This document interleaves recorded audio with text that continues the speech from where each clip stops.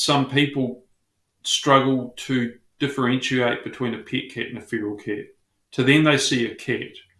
And some people want to place that feral cat's right to life above any other species or any other animal because it's a cat. Because personally for them, they have a greater connection with it and they've placed a lot of emotion on that. For me, nature doesn't have emotion. Nature just does what nature does. And as a predator hunter, it's really important for me to operate as I'm a part of nature, but to be kind and to have absolute respect and be humane, and there's no place in this discussion for any form of cruelty or for any form of disrespect for the animal. And unfortunately, there will be people that will view removing these animals as a form of cruelty, and there's no way around that, even though to leave that animal out there in the environment is having a massively negative impact on so many other individuals of different species as they kill them. There's no doubt in my mind that in particularly certain areas of this country, removing feral cats will have a noticeable impact for the good on our native wildlife. Estimates at the moment are with feral cats that there's possibly around 2.5 million feral cats in this country. And really? Wow. Yeah. Wow. Big numbers. Everyone that I know that works in the same space that I do, and you talk to farmers, I work a lot with farmers. In the last 5 years in particular, people have noticed a massive increase in the number of feral cats out there in the environment. It's a growing problem and an increasing threat. I do a lot of work with trail cameras, and feral cats are not strictly nocturnal, but they're far more active at night. And so often you don't see them. So you think, there's the odd one around. You put trail cameras out there and you realise how many are out there.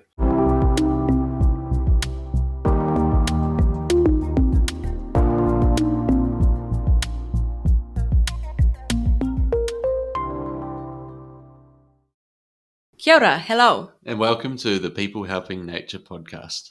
We're your hosts. My name's Anna. And I'm Callum, and today we are joined by John Bissell, a leading predator control person in New Zealand's conservation space. And we're here today to talk about the issue of feral cats, what we're doing about it, and all the surrounding topics around that. So welcome, John. It's a pleasure to have you here. Well, Before we dive deep into that topic, could you please briefly introduce yourself and your involvement in New Zealand conservation? Kia ora koutou. My name's John Bissell.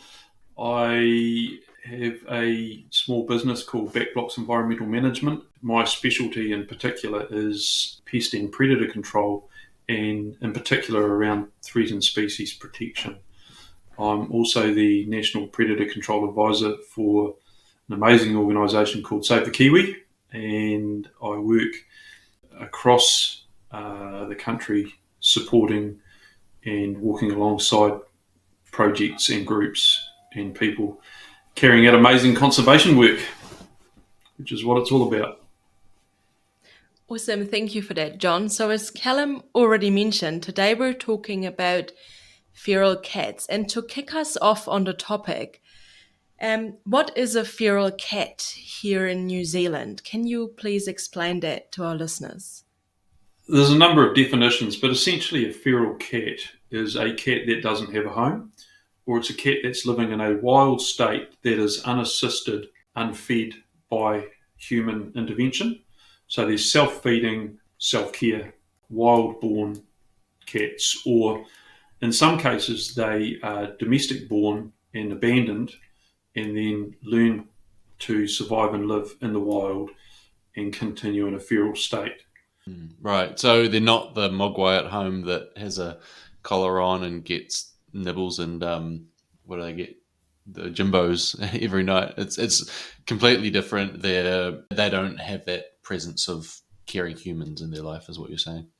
Correct. I mean, comparing a feral cat to a domestic cat really is like comparing a wolf to a Labrador. Very similar DNA, but one's a pet one's fully wild. Yeah, right. And so why are they a problem for our ecosystems, and what damage do feral cats cause? Feral cats are really one of the top line predators we have in this country. They are amazing predators, very adaptive and very successful predators, and they can feed actively on a large number of our taonga species and very successfully. They can breed several times a year and very successfully in that front as well. The other thing that I've seen with feral cats is they can be kind of like that guy that always fishes the same spot on Saturdays until there's no fish left. If a cat discovers a food source, a feral cat discovers a food source, they can thrash that food source until it's not there. They are not what you would call sustainable harvesters. And so a really good example of that happened a number of years ago in Tongariro Forest, where a feral cat decimated a colony of short-tailed bats, which are extremely rare, highly vulnerable. And in the course of the 2-week period that they knew that it was happening, that cat accounted for 107 known short-tailed bat deaths Wow. over a fortnight period. So they can have a cataclysmic impact on rare and threatened and vulnerable species in a very short space of time. And that is one of the things that makes them a particular challenge in our conservation space in this country. So, how are we currently, as a country, managing feral cats in conservation? I think the answer to that would be very carefully. The reality is, I think it's hard to have a conversation about feral cats without discussing our views and our approach to cats in this country, full stop. The reality is that most of us have grown up with or around domestic cats, myself included, and we in many cases have a very strong connection to cats, and that's great. I'd like to be clear before we go further in this conversation that I totally endorse and support a person's right to have a pet cat. They are amazing companion animals, and they give a huge number of people a lot of pleasure, and often at times too, people that maybe live on their own, and so their cat to them is their family, and I think that's a wonderful thing. What we have in this country is also a situation whereby we have an increasingly urbanised population, and people may be less connected with wild spaces and our threatened species because oftentimes our native wildlife has been so decimated that it's not on our back doorstep all the time. And so people often connect with their pet cats as a form of wildlife more than they do with our native taonga species. And I understand that. And what's happening worldwide is that people are increasingly giving animals human personalities, or they're viewing them almost as people, or at least with some human traits. And so to talk about a feral cat that looks exactly like the cat that's lying by your fire, a cat that you connect with and attribute with a personality and everything else, it's very, very hard for people to make that disconnect between the feral cat and the pet cat. And so when we talk about feral cat control, it becomes an incredibly emotive topic and a very personal one for a lot of people. And I get that. And it's a tough conversation to have. And what's been happening in conservation for a number of years in this country is that people in conservation have recognised the incredible threat that feral cats in particular pose to our native wildlife, but they've been treading on eggshells because of the threat of public backlash in that space.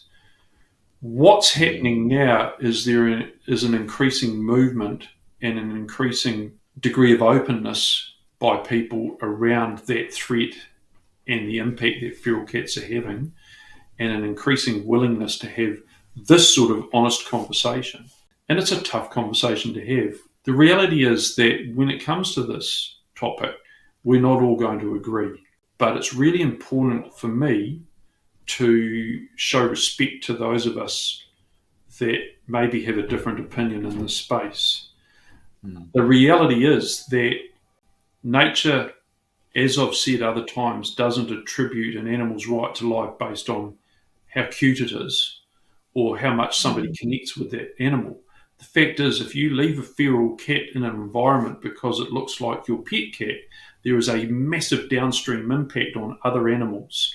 So there's no such thing as a free lunch in this space, and to leave a predator species out there in the natural environment that natural environment didn't evolve with, it has an impact. And that's the key in this space, I think, is for people to understand that so that we can have that conversation about how we address that.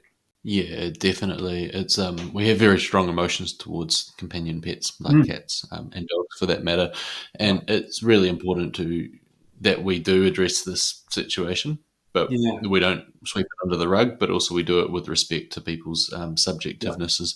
So, do we have any idea on the range and the population density of feral cats? Like, are they isolated issues? Is it nationwide? Are they only in urban areas?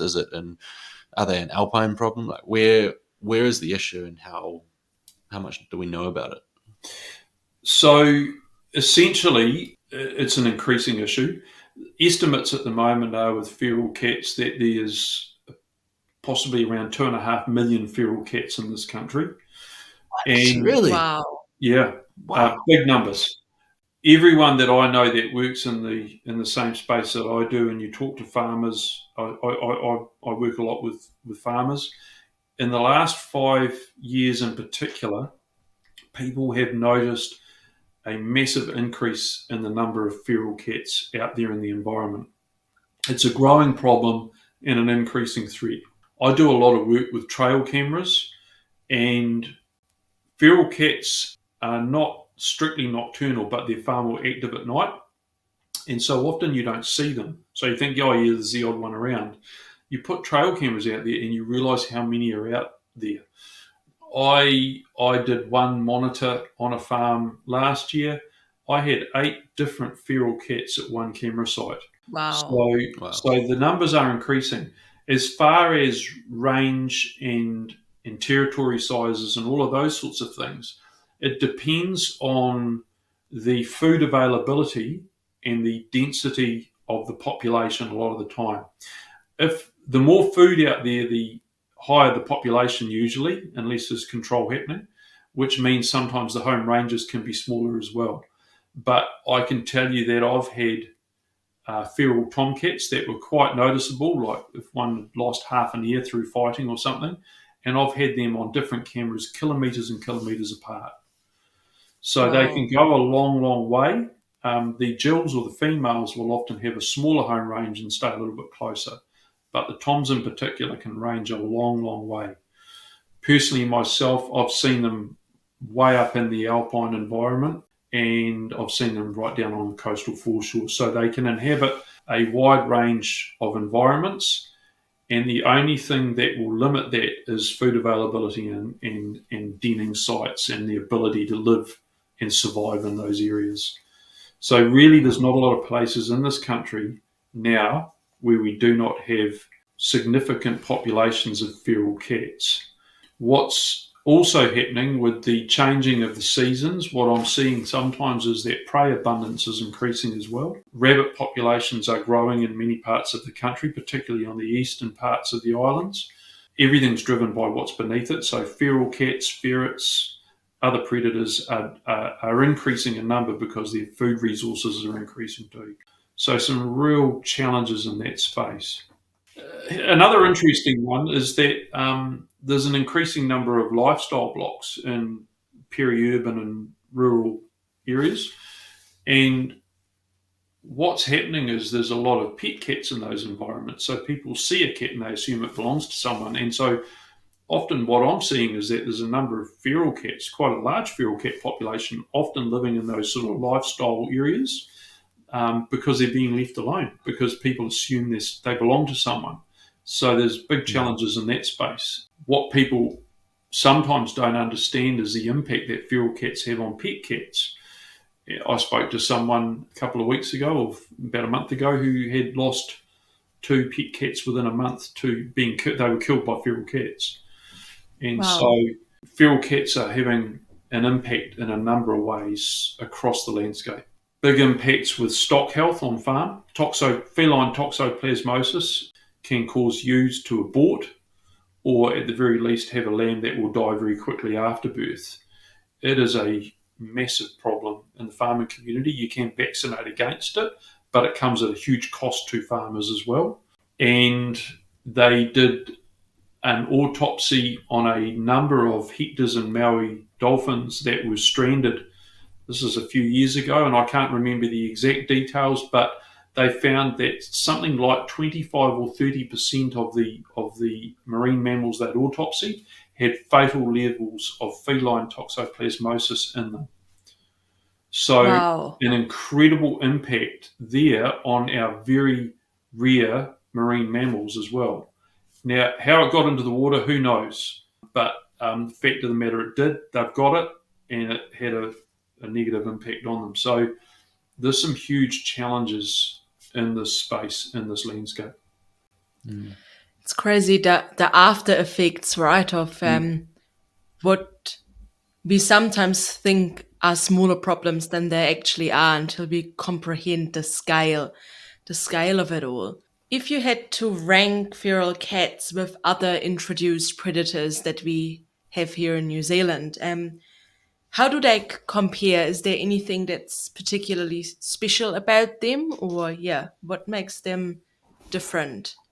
I think personally, and this is just my view, they are the most naturally cautious and savvy and intelligent of all of our predator species. If you watch a feral cat moving through the environment, every footstep it takes, it places it with care. They are incredibly averse to anything new, very wary. If you watch the time they take to check out anything new compared to a lot of our other predator species, for me, when it comes to caution and intelligence levels in our predator species, I think feral cats are right at the top of the triangle for me.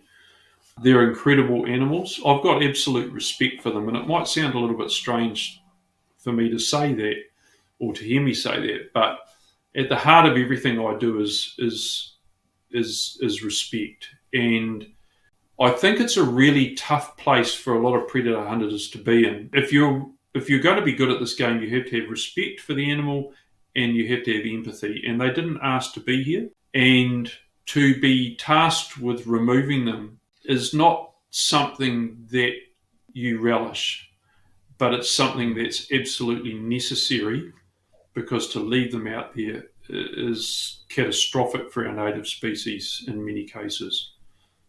Yeah. So when you're brought in to deal with feral cats, how do you approach the situation, given how shy and intelligent they are? Control methods is a whole other conversation, probably. But with what I do, I'll be really honest with you. If I'm looking at a feral cat control job, the first thing I want to do is to talk to all the people around the area. If it's not a completely remote area, the first thing I want to do is I want to have a conversation with everyone who owns a pet cat in that district. It's an interesting conversation to have with some people, but most people really respect and value the fact that you're showing respect and caring and helping them keep their pet safe. A huge number of domestic cats are natural born killers as well. Let's be really honest about that.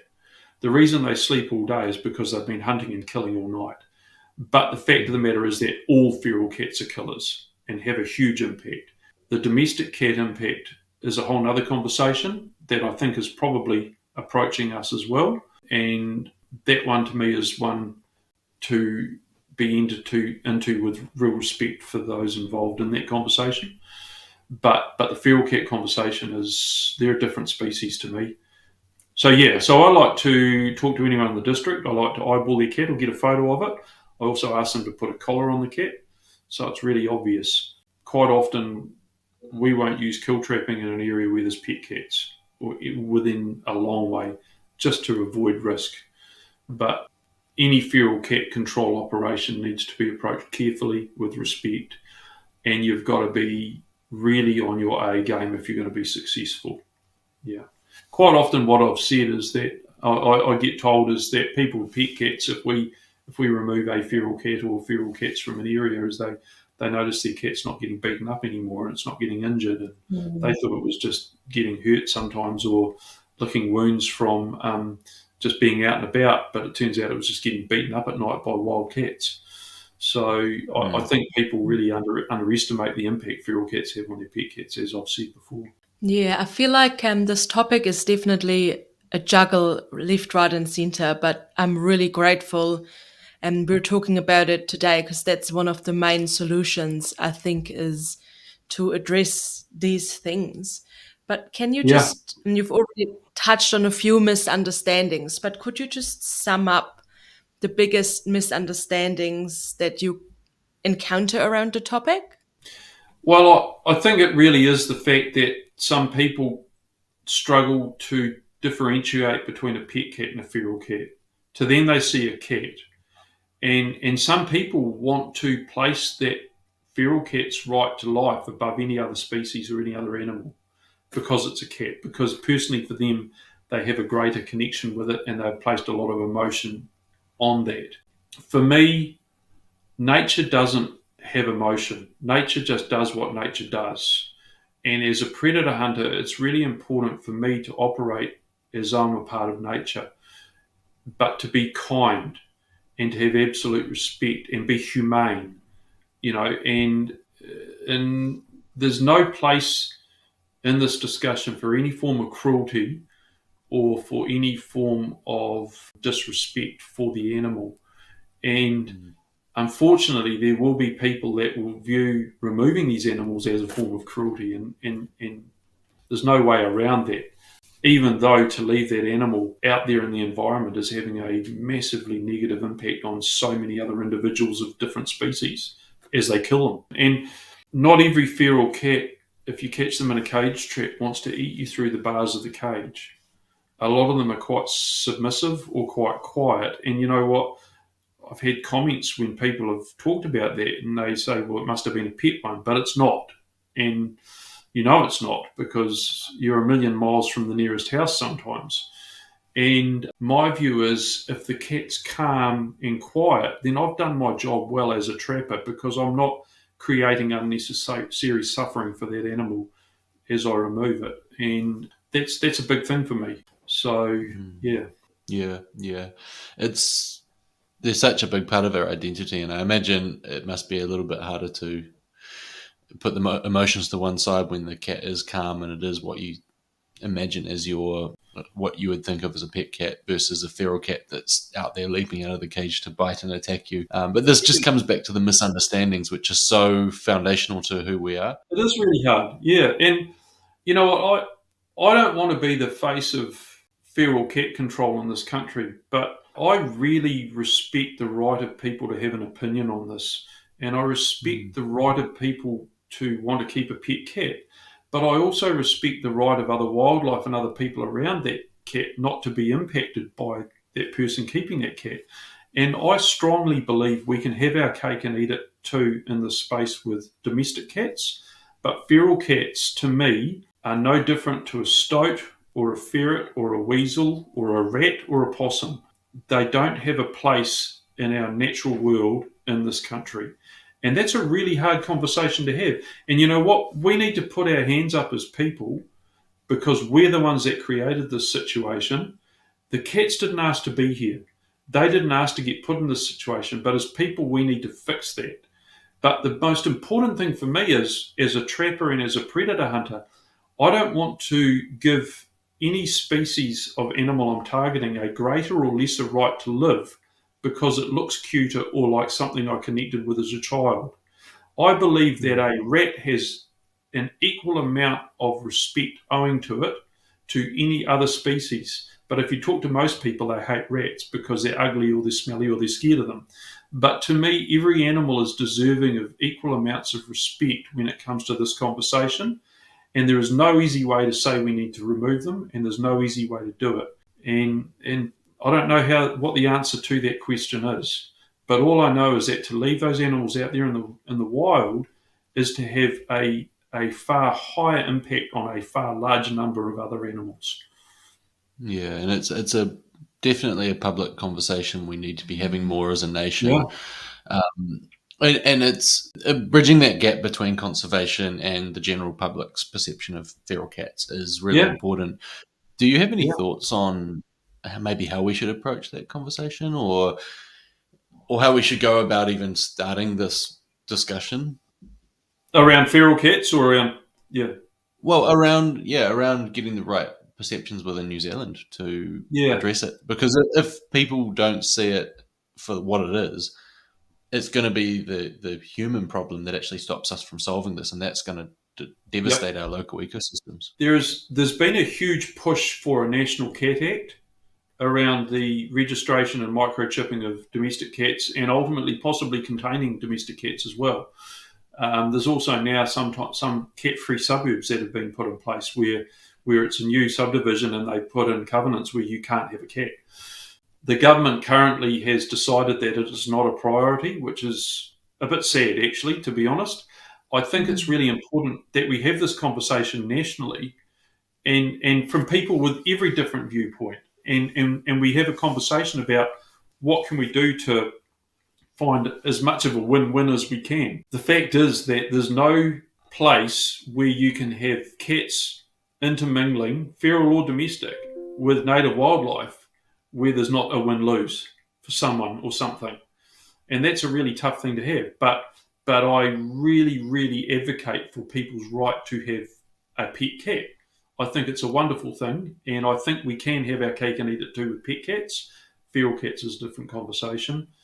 And I don't see why anyone would want feral cats in the environment, given what we know about the impact that they and so many other predator species have in this country on our native wildlife.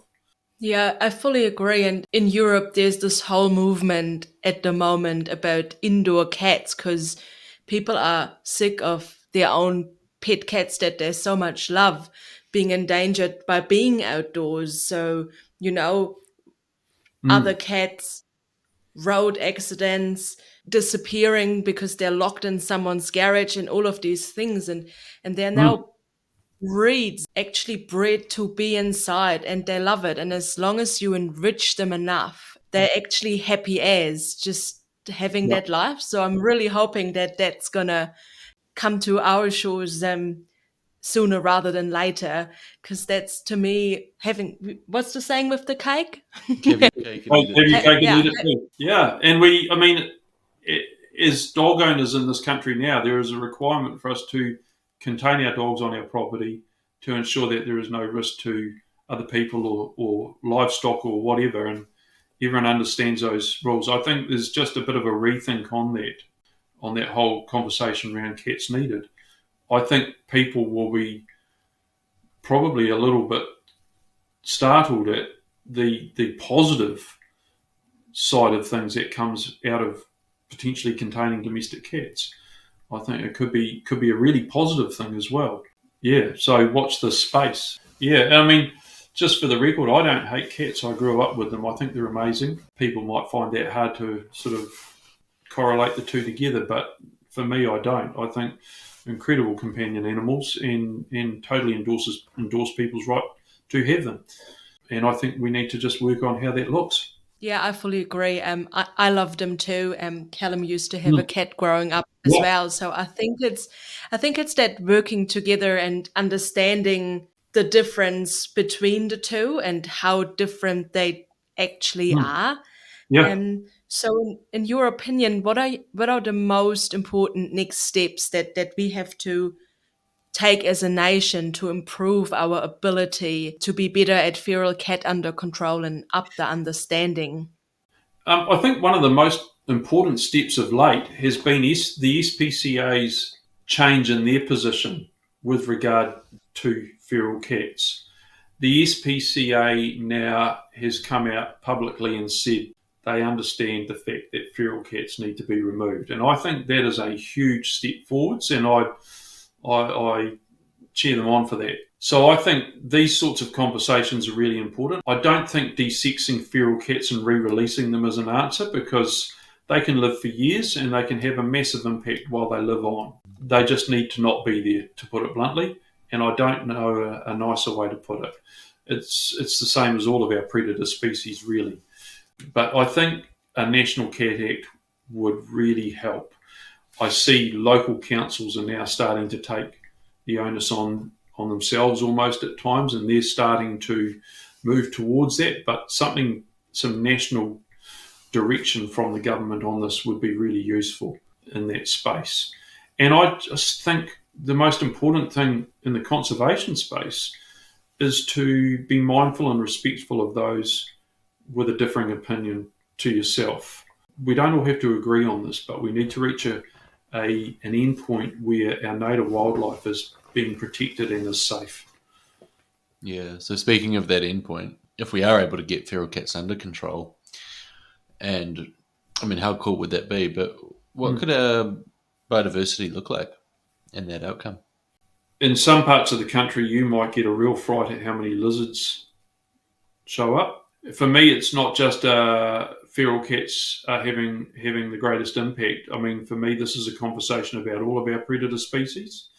And depending on which area you're talking about and which species you're trying to grow and support will change which are your highest risk predator species. But there's no doubt in my mind that in particularly certain areas of this country, removing feral cats will have a noticeable impact for the good on our native wildlife.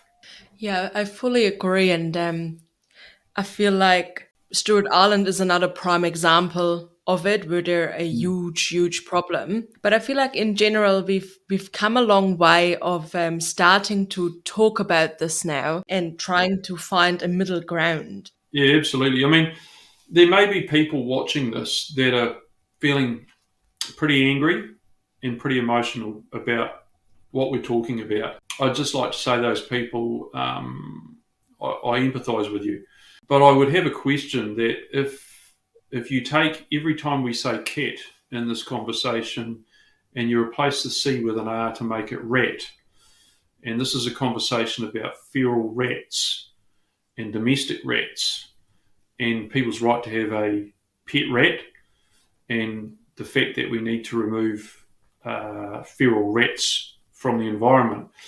If you change those words, I would ask those people, is your gut feeling and your reaction to this conversation the same? And if the answer is no, it's not, then I would ask them, why isn't it? What gives a feral cat more right to live than a feral rat out there in the wild? Why should we assign a species a greater right to live in the wild if it didn't belong here originally?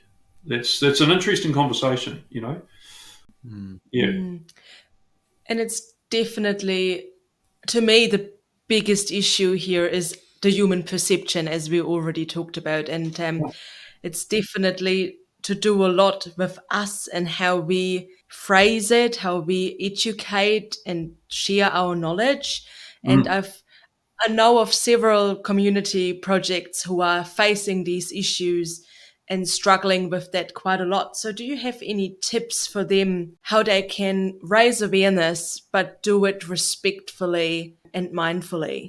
You know, it's a really tough one, that one, because often these community groups are living right next to the same people that might disagree with what they're trying to achieve. And you have to live in a community and you have to be able to get on with your neighbours.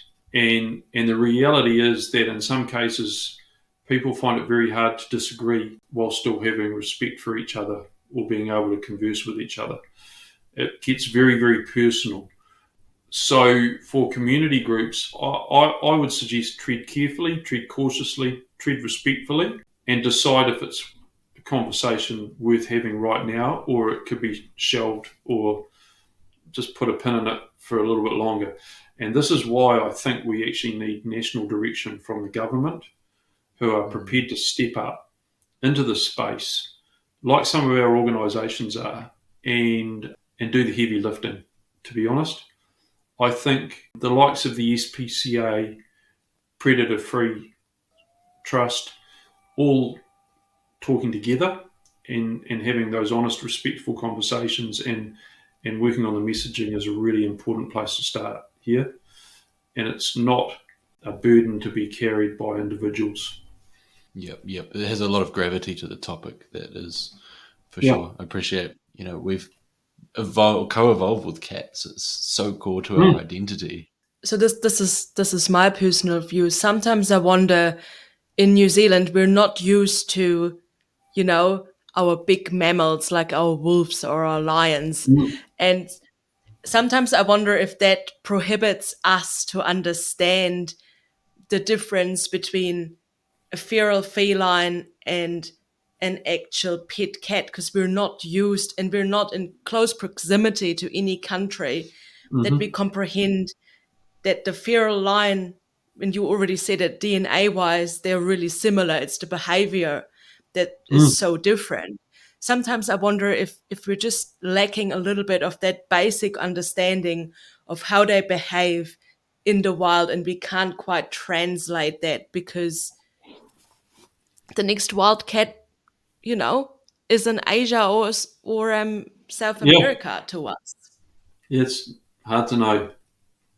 It's hard to know. A lot of other parts of the world, if you don't contain your cat, it gets eaten by a bigger predator. And I think it comes back to connection with the ecosystem, connection with our wild places.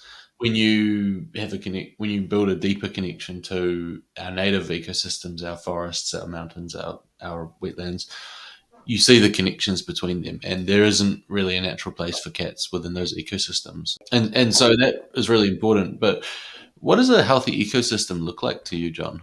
I think it can vary.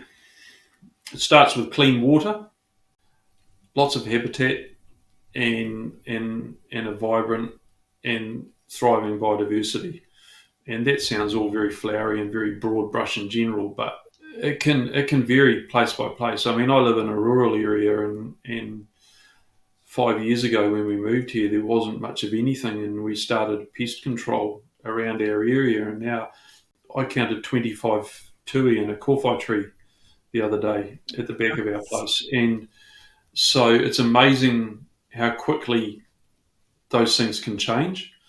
And every area will be different based on habitat and food availability and predation pressure. But the reality is, if you can increase the first two and reduce the third one, you're going to end up with a far greater biodiversity. Yeah. Wellington and predator-free projects in general are amazing. They're growing so much awareness. And I think it's a really important thing to mention that predator-free communities isn't just, to me, about killing pests. It's about growing awareness of what we've lost, what we can have, and increasing knowledge. And it's sort of disseminating out into communities. And, these sorts of conversations that we've just been having for the last wee bit about feral cats is something that's going to change over time, because the awareness is growing and people are learning and starting to understand those impacts and understanding why they need to step in and all of those things. So we don't need to change this overnight, but it's important that we start these conversations. And that's why I agreed to have this chat with you today. It's important to be having the conversations and be discussing the challenges in front of us, not just from conservationists, but from people who love and don't want any cats to die. It's important that we start these conversations. And so somebody's got to be brave enough to say, actually, I'm happy to have a chat with someone that disagrees with somebody else, but let's have these conversations and just be respectful about it. Now, I'm really grateful and head off to you. Thank you for coming on to chat about feral cats, because it's a topic that is not easy, but we No. do need to talk about and continue to talk about. We need to back our community conservation groups in the education that's been done in the place. Mm. And so I just really want to thank you for coming on and sharing your perspective. So No how good at can all. people find out more about feral cats? Like, what are some really good resources that you would point them towards? I think predator free is probably the best place to sort of talk about at the moment. Department of Conservation, obviously, as well, and local regional council or regional councils, all great places to do your research through. Now, thank you for sharing that. And then there's also a great blog by a guy called John Bissell on the Save the Kiwi website to check out as well, that I personally think sums our conversation up really, really nicely. Just really hammering home those key points. Cheers. That was an interesting one. That was, can't remember when I did that, but talking about some of these issues, and the best thing about that blog was that there were people that reached out that were really anti removing feral cats, that endorsed the blog as being unbiased and just talking about the issues. And I thought, how cool is that? What a great place to start these conversations. We just need to take the emotion out of it. And let's be really honest, as conservationists, we need to take the emotion out of it as well. We need to just be mindful and respectful. Yeah. Yeah. Yeah, I just want to amplify that point, John. I think that's the other part of the issue as well. And I think we need to be more respectful as a whole. Because let's face it, a lot of conservationists do have pet cats. So we just have to Yeah. put our knowledge aside and just come from that approach, being like, Yeah. be compassionate and go from there. Yeah. 100%. Speak with hope, not hate. Yeah. Poetic. Well, yeah, I'm really philosophical now. Yeah. Look, it takes a certain level of courage to share what you've shared today, knowing how this can be perceived by people. So yeah, just thanks again from the bottom of my heart for being happy to start this conversation. I really sincerely hope that us putting this out into the ether gets more people talking about it, whether that's online or offline, and so that we can start getting towards a situation where we can reliably deal with feral cats. So yeah, thank you very much, John, for being here. Yeah. Kia ora. Thank you. Kia ora.